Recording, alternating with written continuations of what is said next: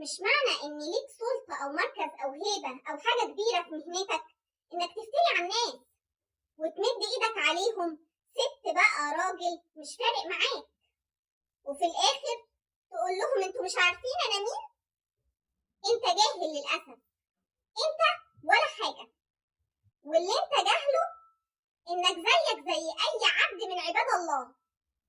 لما تموت وتدفن في التراب في مساحة متر في متر، مش هتاخد معاك جاهك ولا مالك ولا سلطتك ولا فشخرتك اللي بهدلت بيها الخلق. واوعى تفتكر انك لما تزين المدافن بتاعتك وبتاعت عيلتك وتخليها بالرخام هيبقى حسابك عند ربنا مختلف عن باقي البني ادمين.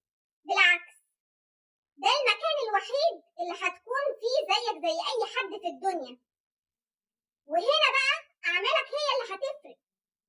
يعني الفقير اللي مش عاجبك ده او الست البسيطة دي ممكن يكونوا احسن منك بكتير، مليون مرة، بسبب اعمالهم، وانت لهياك الدنيا والغرور متملكك. فوق قبل فوات الاوان. ومش بتكلم عن شخص بعينه، لا، دول كتير.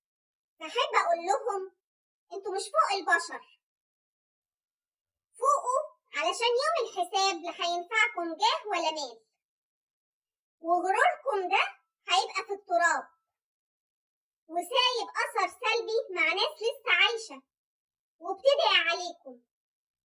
وهيكون فات الاوان، منهم اللي هيسامح ومنهم اللي هيقابلكم يوم القيامه عشان كل واحد ياخد حقه. ومن هنا ليوم القيامه شوفوا هتكونوا فين عند ربنا وقتها. ربنا يسترها على كل الناس ويهدينا جميعا، يجعلنا من أهل الجنة يا رب. ما تنسوش اللايك والفولون والسكريب، وفشروا الفيديو في كل حتة عشان الناس دي تفوق وتعرف إن هما مش فوق البشر.